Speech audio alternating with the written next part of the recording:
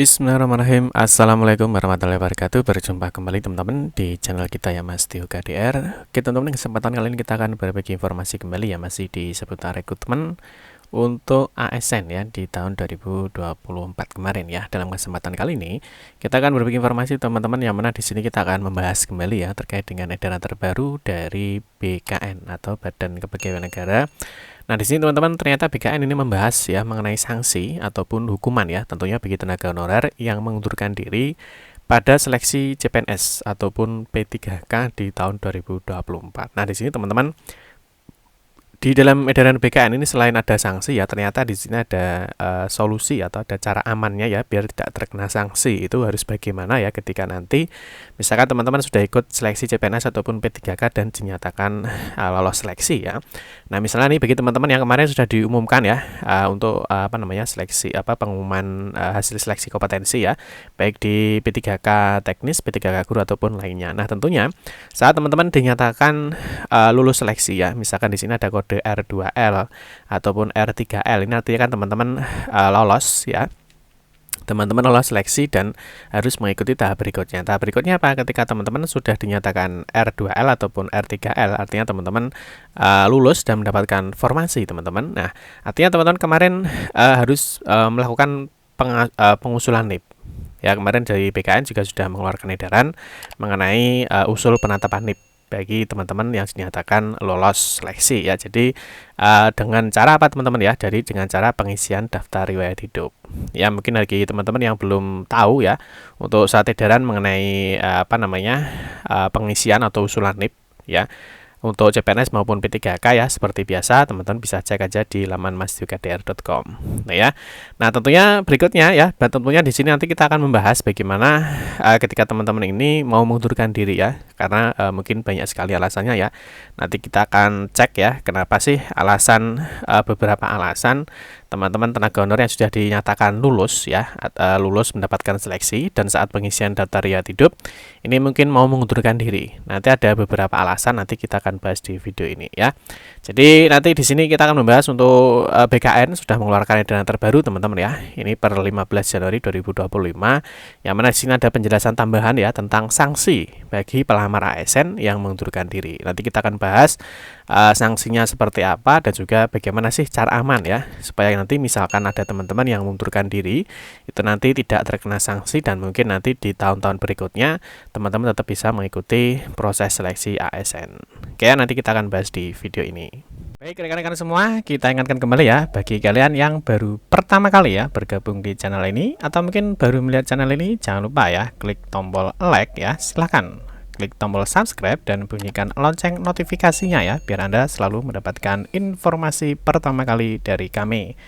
Bagi kalian yang suka baca berita, silahkan kunjungi saja di laman resmi kita masdiokdr.com. Di sini kita akan berbagi informasi ya, khususnya di seputar dunia pendidikan. Selamat menikmati informasi dari kami dan semoga informasi ini bermanfaat ya untuk kita semua. Oke teman-teman, langsung saja kita bahas untuk edaran terbaru dari BKN mengenai sanksi ya atau hukuman bagi tenaga honorer yang mengundurkan diri ya pada saat dinyatakan lulus tentunya ya. Bagi yang tidak yang tidak lulus ya tentunya tidak jadi masalah ya. Tapi bagi teman-teman yang memang dinyatakan lulus mendapatkan formasi ya, tentunya harus mengikuti proses berikutnya. Nah, di sini teman-teman untuk jadwal misalkan di P3K tahap 1 ya, untuk teman-teman yang dinyatakan lulus ya, kemarin sudah diumumkan di tanggal 24 sampai dengan 31 Desember 2024. Nah, berikutnya itu adalah pengisian DRH ya atau daftar riwayat hidup. Nah, ini untuk pengisian DRH ini hanya 1 bulan saja ya. Jadi 1 sampai dengan 31 Januari 2025. Nanti setelah usul nanti ada penetapan NIP P3K-nya. Ini ya untuk yang tahap 1. Nah, bagi teman-teman yang kemarin sudah diumumkan ya dan mendapatkan R2, R3 ini artinya teman-teman kan lulus mendapatkan formasi ya. Artinya teman-teman ini lolos seleksi misalkan P3K di tahun 2024 ini. Nah, langkah berikutnya adalah pengisian daftar riwayat hidup teman-teman ya. Nah, ini mungkin di sini nanti teman-teman ada yang galau, ada yang mungkin wah saya mau mundur aja sih. Nah, ataupun bagaimana ya. Nah, di sini kemarin untuk pengisian daftar riwayat hidup ya, kita sudah bahas di video kita sebelumnya. Mungkin teman-teman bisa cek video kita mengenai cara mengisi daftar riwayat hidup di SSC ASN ya. Nah, terus untuk usul penetapan NIP ini seperti sudah tak jelaskan tadi ya, sudah ada edaran dari BKN. Nah, sekarang kita akan membahas mengenai sanksinya Ya, jadi sanksinya bagi rekan-rekan yang sudah dinyatakan ya, misalkan R2L ya, R2L ataupun R3L, artinya lulus mendapatkan formasi. Nah, ini bagaimana jika teman-teman ini mengundurkan diri? Ini sanksinya apa ya? Kita akan bahas di sini ya. Oke, yang pertama di sini dari Badan Kepegawaian Negara ini sudah mengeluarkan edaran terbaru per 15 Januari 2025. Ini terkait dengan penjelasan tambahan ya tentang sanksi bagi pelamar ASN yang mengundurkan diri. Ya, kalau kita lihat teman-teman berkenaan ya dengan pelaksanaan dari pasal 58 ayat 2 Peraturan Menteri Pendayagunaan Aparatur Negara dan Reformasi Birokrasi. Ini nomor 6 tahun 2024 ya tentang pengadaan ASN. Ya, dengan ini disampaikan hal-hal sebagai berikut. Yang pertama, di pasal 58 ayat 2 di Permen Pan RB ya nomor 6 tahun 2024 menyebutkan bahwa dalam hal pelamar yang sudah dinyatakan lulus ya di tahap akhir seleksi dan atau sudah mendapatkan nomor induk calon PNS ataupun P3K ya kemudian mengundurkan diri, kepada yang bersangkutan dikenai sanksi tidak boleh melamar pada penerimaan ASN 2 tahun anggaran pengadaan ASN berikutnya.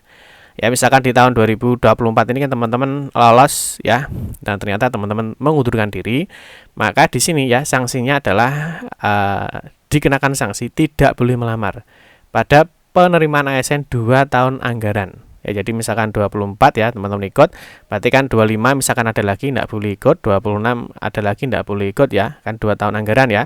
Nah, ini misalkan berurutan ya, nanti berarti baru boleh lagi kan di 27. Ini misalkan pengadaan seleksi ASN-nya kan berurutan. Jadi intinya tidak boleh mengikuti pengadaan ASN selama 2 tahun anggaran.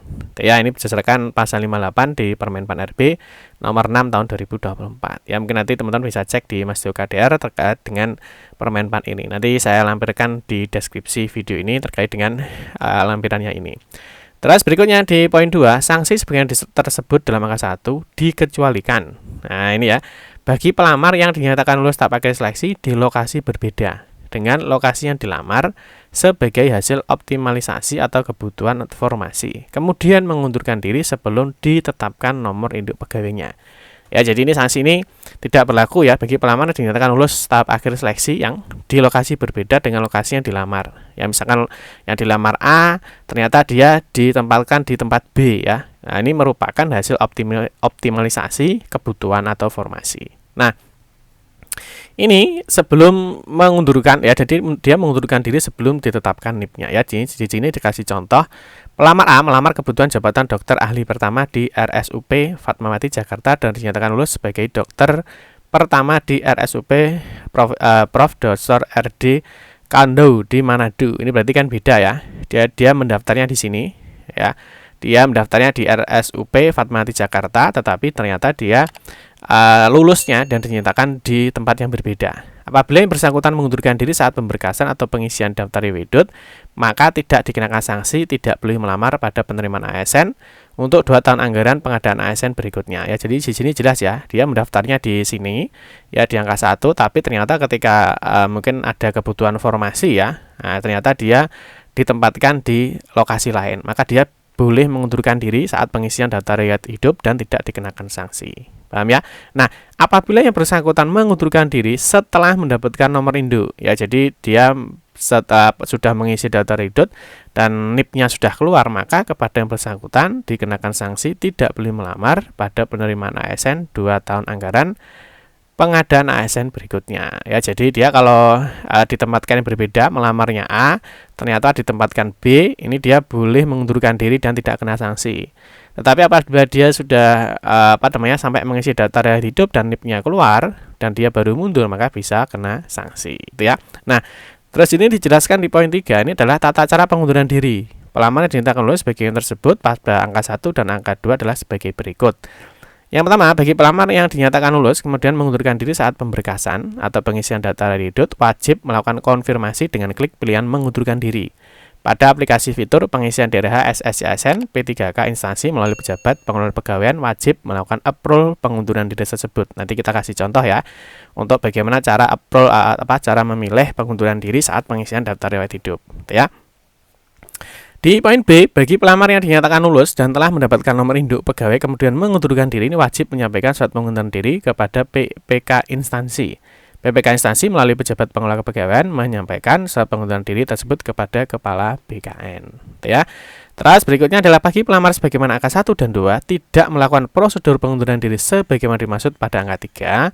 Data dalam SSC-ASN tetap berstatus lulus sehingga tidak dapat melakukan pendaftaran seleksi pengadaan ASN periode tahun anggaran selanjutnya. Itu teman-teman ya. Jadi bagi teman-teman perlu dipertimbangkan lagi ya apakah mau lanjut apa tidak ya. Jadi karena di sini sudah diberikan contoh dan juga bagaimana sih tata cara pengunduran dirinya. Oke, sekarang kita akan cek bagaimana sih untuk tata cara pengunduran dirinya. Nah, tapi sebelumnya mungkin bagi teman-teman yang mau download surat edaran ini ya, seperti biasa teman-teman kunjungi saja di laman mastihokdr.com. Di sini kita sudah mengupload ya terkait dengan surat edaran dari BKN tentang sanksi ya bagi pelamar CPNS atau P3K yang mengundurkan diri. Ya mungkin teman-teman nanti bisa cek untuk edaran resminya.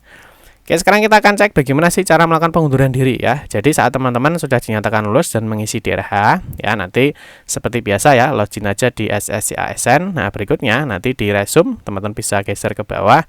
Nah, di sini ada proses pengisian data riwayat hidup. Nah, saat pengisian data riwayat hidup, teman-teman, di sini nanti ada pilihan apakah teman-teman pilih ya untuk mengisi data riwayat atau tidak ya. Saya ingin mengundurkan diri. Nah, ini di sini teman-teman nanti di sini akan ada jika teman-teman memilih untuk mengundurkan diri, di sini ada surat pengunduran diri yang harus Bapak Ibu upload. Nanti formatnya teman-teman bisa download ya. Nanti di sini ada ini ya, ada template surat pengunduran diri di sini. Nanti teman-teman bisa download. Nah, mungkin ada beberapa alasan sih kenapa mungkin Bapak Ibu itu melakukan pengunduran diri ya. Di sini salah satu adalah unit penempatan terlalu jauh dari domisili. Ini mungkin ada kasus yang diberikan contoh tadi ya. Jadi dia melamar di A, tapi dia ditempatkan di B. Ini bisa menjadi salah satu kasus.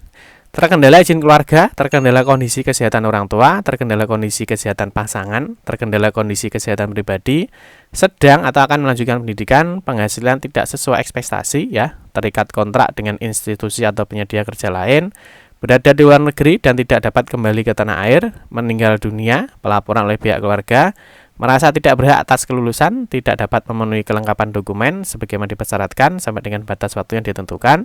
Dan yang terakhir adalah salah memilih lokasi formasi atau unit penempatan. Ini adalah beberapa alasan ketika Bapak Ibu melakukan pengunduran diri ya di laman SSC-ASN. Itu ya.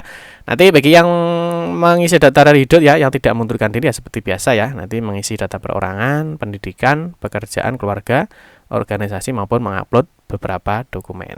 Itu ya teman-teman ya mengenai penjelasan atau sanksi ya bagi teman-teman mungkin yang dinyatakan lulus ya. Jadi ada yang dinyatakan lulus dan mau mengundurkan diri ya. Nanti teman-teman bisa mengikuti informasi yang disampaikan dari Badan Kepegawaian Negara terkait dengan sanksi atau hukuman bagi teman-teman yang akan mengundurkan diri saat dinyatakan lolos seleksi CPNS maupun P3K. Demikian teman-teman informasi yang dapat kami sampaikan. Semoga informasi ini bermanfaat ya. Mohon maaf jika ada salah-salah kata dalam memberikan informasi dan penjelasan. Kita berjumpa kembali di video-video berikutnya. Saya akhiri, wassalamualaikum warahmatullahi wabarakatuh.